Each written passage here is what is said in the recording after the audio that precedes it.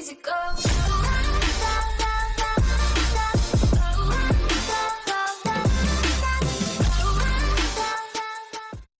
Hello guys, we're Felts aka Felts Plays here, back again with another video. So in today's video I'll be giving 5 tips on how to win more gunfights at COD Mobile.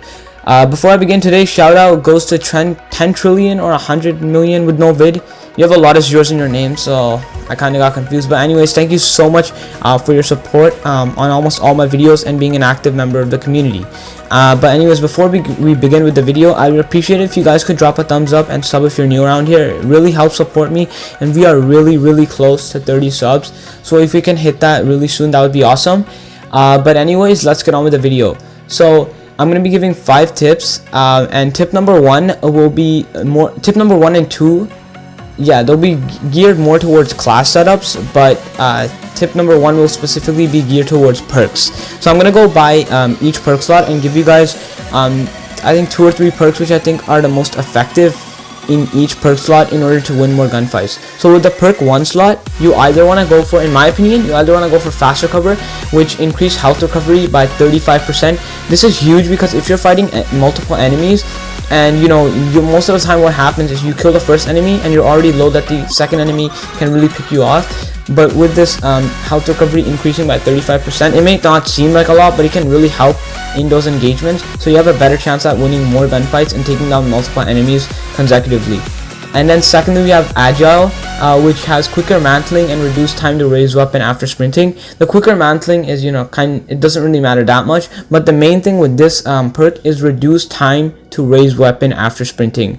The reason for this specifically, guys, is because a lot of the times in Call of Duty, even on console, what happens is people start running, they start going mid-map, they go for the enemy spawn, and then by the time they raise up their weapon and ADS, it's too late. The enemy's already got them because of that delay in raising up your weapon and locking out of your sprint, then ADSing.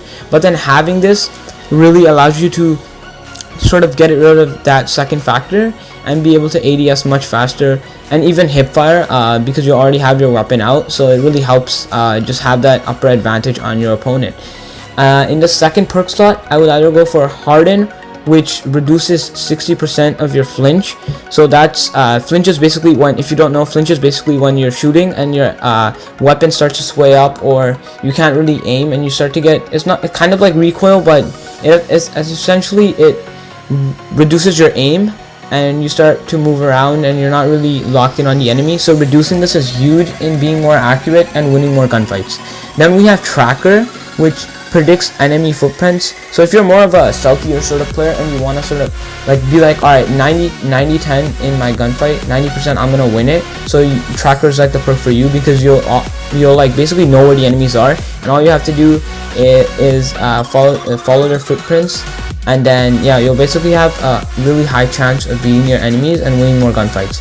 Then in the perk 3 slot, these aren't that effective in my opinion, because they're not specifically toward like gunfights, like one-on-one gunfights, but they do help you get that upper advantage before going into your gunfights, so you already have the edge on your opponent. But the 2 I would suggest would be Dead Silence, which has silent movement, so your enemies can't really hear you at all, so basically you can have the upper hand on them. And then 6 Senses, which allows you to hear the enemy footsteps more. And then basically if you have that combo, the enemies can't see, like hear you, but you can hear them, so basically it's a double win for you and a loss for the opponent, so you can easily flank. I haven't unlocked these yet, so I'm currently just using hardline just to get the streaks faster, and I'm not really more of a stealthier player. I just like to sort of run and gun and push the enemy spawn, but if you are, these would be best for you. But anyways, what I also want to address is that you want to take 80-20 gunfights, 90-10 gunfights, and only like 50-50 gunfights if you have to. Like if the enemy is capping a flag, or like they're capping B, for example, or your spawn domination A, like you have to do it, then go ahead, by all means do it. But make sure that you're not doing this just casually, because if you that's a lot of where the kills are lost, is because people, what they'll often do is they'll take gunfights that they have a low chance of actually beating, and then they'll end up dying because of that. So what you'll see a lot of pro players and good players do is they'll take those gunfights where they're almost certain to win. But other than that, yeah, keep that in mind when you're going in. And then anyways, we're gonna move on to tip 2, because I spent like 3-4 minutes just talking about the first tip. But anyways, so tip 2 is with attachment. So 4 attachments are what I would recommend. Any of these 4, whichever works best for you, use them. The first one would be quick draw, because it allows you to ADS much faster, and this is key when you're going into those close range and long range engagements where you're one-on-one with the enemy, because having that slight advantage in ADSing will allow you to win more gunfights. Then we have grip, which is basically it reduces your recoil and allows you to aim much better. It is similar to, I forgot what the perk was, yeah, harden, but with grip it's just focused solely on your recoil, your gun recoil, so it's very effective in basically lasering and beaming people. And then we have laser sight, which is also effective in lasering and beaming people down. Grip and laser sight are different, but grip reduces recoil, but laser sight sort of increases your aim accuracy. So if you have these two, you will basically become an aimbot machine.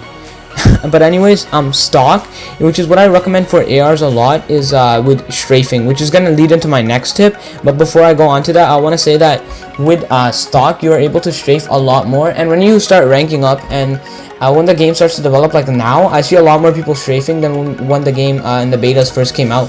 Like, not many people are strafing. People are usually just standing still, but people have gotten like used to the controls, so you need to strafe now.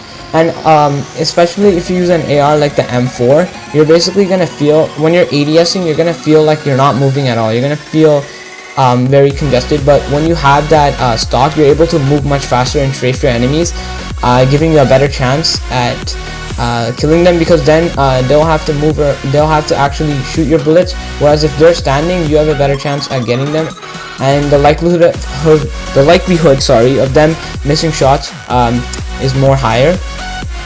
But yeah, definitely try stock. Even on SMGs, it's really key, and it's really helpful in order to just get in those medium and long range engagements and have a better shot at drilling more bullets into your enemy and having them drill less into you. And then tip number 4 tip number 3, is actually strafing. So I kind of already gave this tip out, which is basically you want to move around. You want to make sure you're constantly moving, so you're not a standing target, because it is really easy to get a standing target. So keep moving around, make it harder for your enemy to get you, and you'll see that a lot of good players do that. So what I would suggest, if you want to get better at strafing, is maybe do a private game, or even actually go into YouTube and just watch some of my gameplay, search up one of the best COD mobile players, or even COD on console players, and see how they strafe, and try to follow those patterns. And hopefully you'll get better as you go along. Then for tip 4, we actually have jump shotting and drop shotting. Now these are really famous tactics in Call of Duty from the beginning. Jump shotting is essentially where as you're shooting and ADSing, you jump, so you create that element of surprise on your enemy, and they have to sort of react quickly, and there's less of your hit, like the hit area, the hitbox is less for the enemy and more for you.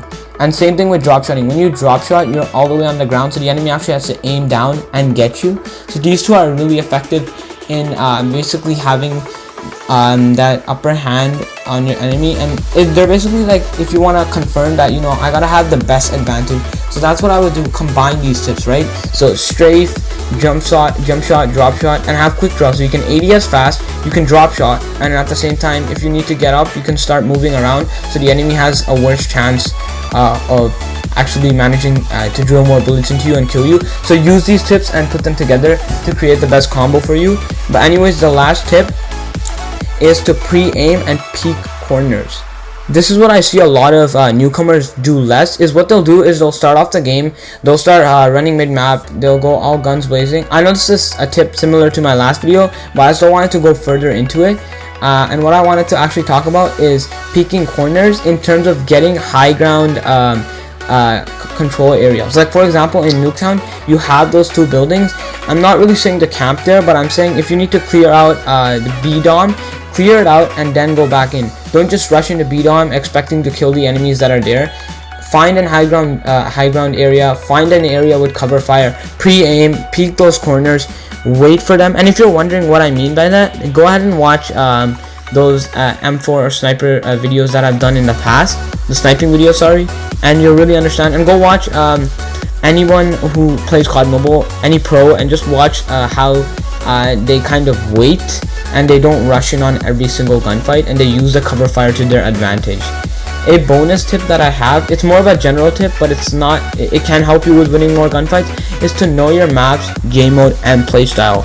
So if you know what maps you're on, what game modes you're playing, and your playstyle, you have a better chance. And what I mean by that is know that, okay, I'm playing on Nuketown, it's going to be a more congested map. I don't want to go mid-map because it is just extremely hectic. I'm going to try to flank. My playstyle is with the SMG, so I'm going to try to get close, up close and personal to the enemy spawn, that kind of thing. Know what you're what you play well with. Know the maps that you play well with. With COD Mobile, you can actually choose the maps you want to play with. If you want to, obviously if you want to find more noobs, I have a proper video on that, which I'll link in the description. But if you just want to do well, and you don't really care about finding noobs, you just want to do well overall and win more gunfights, choose the maps that you are best with, but also practice on those maps that you may not be as good on. Practice on those game modes that you may not be as good as, because the only way to improve, and that goes for anything in life, is to work on what you struggle at. So with that, I would just say to know your maps, game modes, and playstyles, and work to improve on the ones you are struggling with. And the video is actually 11 minutes and 25, so I need to end it soon. I don't want to have you guys sit around for so long, but anyways, that is pretty much it. If you have any questions or comments or anything in general, let me know in the comments below.